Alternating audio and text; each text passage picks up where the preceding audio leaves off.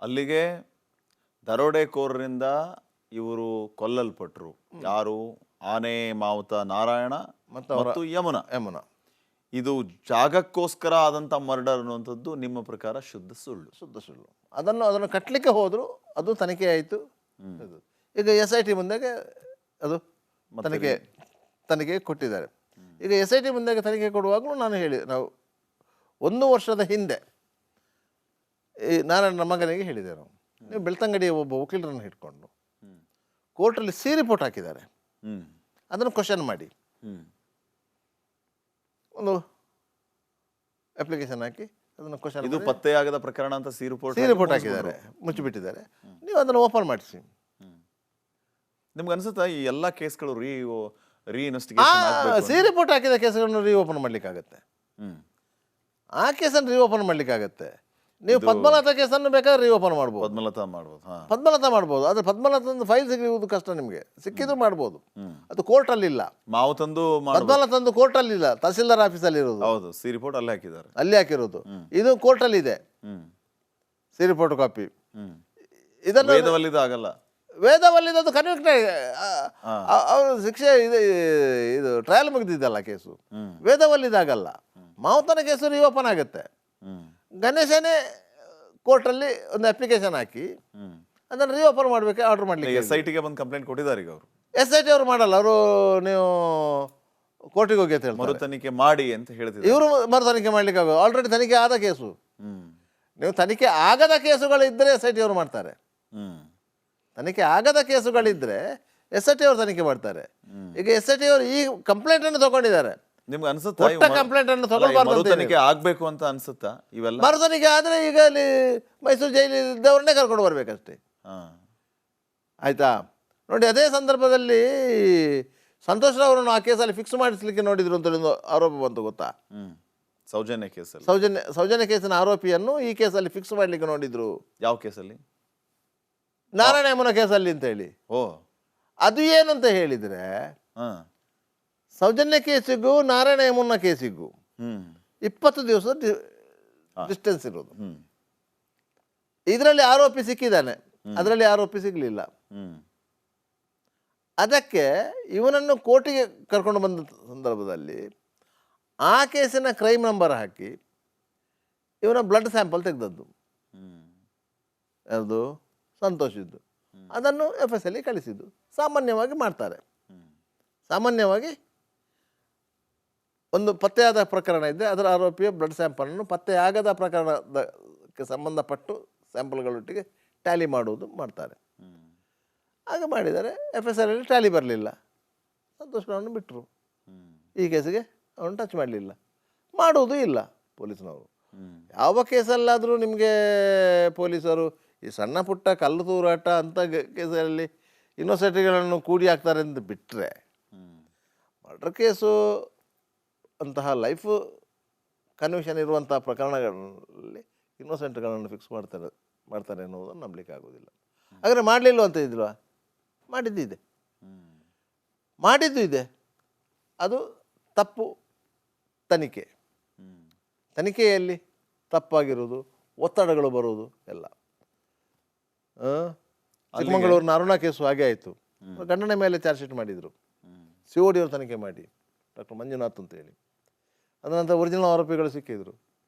Original ಆರೋಪಿಗಳು ಸಿಕ್ಕಿದಾಗ ಕೋರ್ಟಿಗೆ ಮನವರಿಕೆ ಮಾಡಿಬಿಟ್ಟು ಮಂಜುನಾಥನ್ನು ಡಿಸ್ಚಾರ್ಜ್ ಮಾಡಿದರು ಆ ಕೇಸಲ್ಲಿ. ಅದರಿಂದಾಗಿ ಇನ್ನೋಸೆಂಟ್ಗಳನ್ನು ತೊಂದರೆ ಆಗಲಿಲ್ಲ ಅಂತ ತನಿಖೆಯಲ್ಲಿ ಮಿಸ್ಟೇಕ್ ಆಗಿ ತೊಂದರೆ ಆಗಲಿಲ್ಲ ಅಂತ ಹೇಳಲಿಕ್ಕೆ ಬರೋಲ್ಲ. ಆಗಿದ್ದು ಉದಾಹರಣೆಗಳಿವೆ. ಕೆಲವು ದಿನಗಳ ಹಿಂದೆ ಮಲ್ಲಿಗೆ ಕೇಸು ಬಂತು ನಿಮಗೆ ಪಿರಿಯಾಪಟ್ಟಣದಲ್ಲಿ. ಇದೇ ಇಲ್ಲಿ SITಯಲ್ಲಿ ದಯಾಮ ಇದ್ದಾರಲ್ಲ, ಇವರು ಪ್ರೊಫೆಷನರಿ IPS. ಆ ಕೇಸ್ ಆಗುವಾಗ ಇವರ ರೋಲ್ ಬರೋದಿಲ್ಲ ಅದರಲ್ಲಿ. ಇವರು ಪ್ರೊಫೆಷನರಿ, ಪೊಲೀಸ್ ಸ್ಟೇಷನಲ್ಲಿ ಇವರು ಪ್ರೊಫೆಷನರಿ.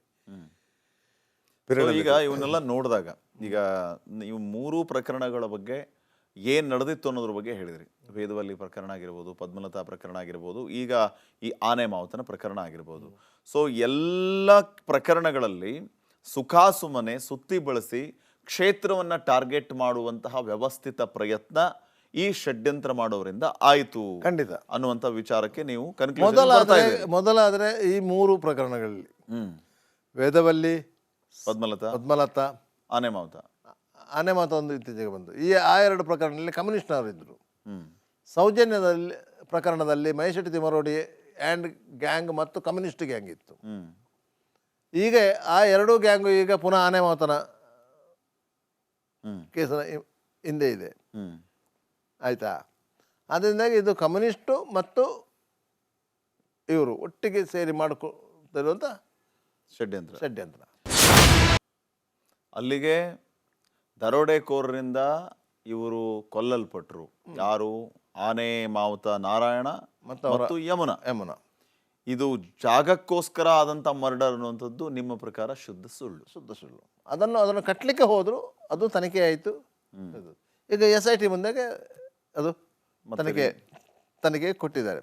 ಈಗ SIT ಮುಂದೆಗೆ ತನಿಖೆ ಕೊಡುವಾಗಲೂ ನಾನು ನಾವು 1 ವರ್ಷದ ಹಿಂದೆ ಈ ನಾರಾಯಣ ಮಗನಿಗೆ ಹೇಳಿದೆ, ನೀವು ಬೆಳ್ತಂಗಡಿಯ ಒಬ್ಬ ವಕೀಲರನ್ನು ಹಿಡ್ಕೊಂಡು ಕೋರ್ಟಲ್ಲಿ ಸಿ ರಿಪೋರ್ಟ್ ಹಾಕಿದ್ದಾರೆ, ಅದನ್ನು ಕ್ವಶನ್ ಮಾಡಿ ಒಂದು ಅಪ್ಲಿಕೇಶನ್ ಹಾಕಿ ಅದನ್ನು ಕ್ವಶನ್. ಇದು ಪತ್ತೆಯಾಗದ ಪ್ರಕರಣ ಅಂತ ಸಿ ರಿಪೋರ್ಟ್ ಹಾಕಿದ್ದಾರೆ, ಮುಚ್ಚಿಬಿಟ್ಟಿದ್ದಾರೆ. ನೀವು ಅದನ್ನು ಓಪನ್ ಮಾಡಿಸಿ. ನಿಮ್ಗೆ ಅನ್ಸುತ್ತಾ ಈ ಎಲ್ಲ ಕೇಸ್ಗಳು ರೀಇನ್ವೆಸ್ಟಿಗೇಷನ್ ಸಿ ರಿಪೋರ್ಟ್ ಹಾಕಿದ ಕೇಸ್ಗಳನ್ನು ರೀಓಪನ್ ಮಾಡ್ಲಿಕ್ಕಾಗತ್ತೆ.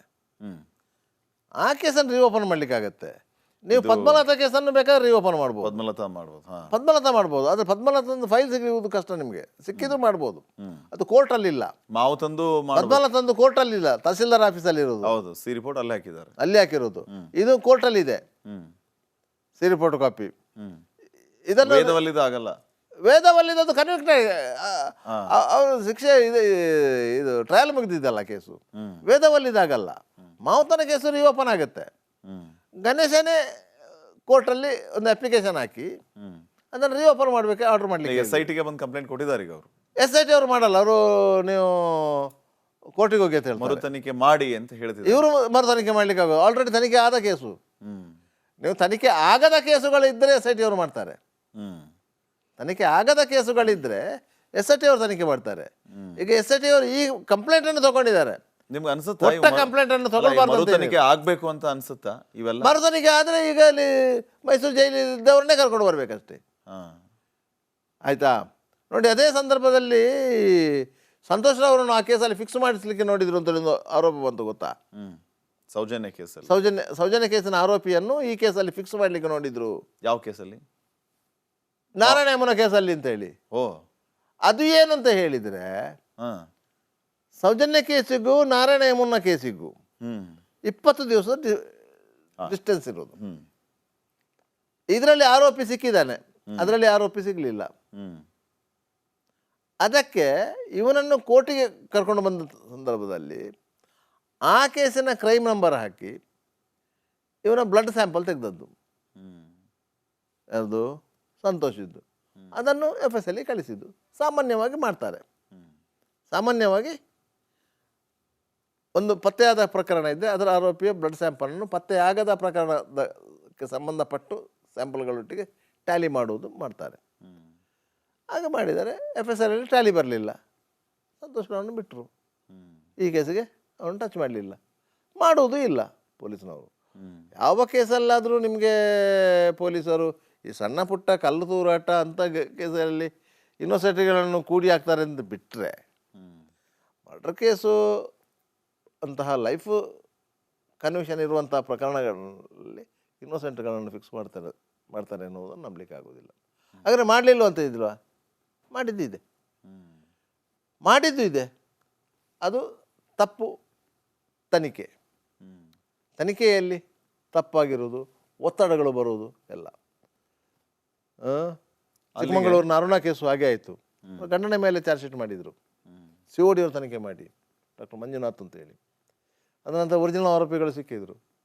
ಒರಿಜಿನಲ್ ಆರೋಪಿಗಳು ಸಿಕ್ಕಿದಾಗ ಕೋರ್ಟಿಗೆ ಮನವರಿಕೆ ಮಾಡಿಬಿಟ್ಟು ಮಂಜುನಾಥನ್ನು ಡಿಸ್ಚಾರ್ಜ್ ಮಾಡಿದರು ಆ ಕೇಸಲ್ಲಿ. ಅದರಿಂದಾಗಿ ಇನ್ನೋಸೆಂಟ್ಗಳನ್ನು ತೊಂದರೆ ಆಗಲಿಲ್ಲ ಅಂತ ತನಿಖೆಯಲ್ಲಿ ಮಿಸ್ಟೇಕ್ ಆಗಿ ತೊಂದರೆ ಆಗಲಿಲ್ಲ ಅಂತ ಹೇಳಲಿಕ್ಕೆ ಬರೋಲ್ಲ. ಆಗಿದ್ದು ಉದಾಹರಣೆಗಳಿವೆ.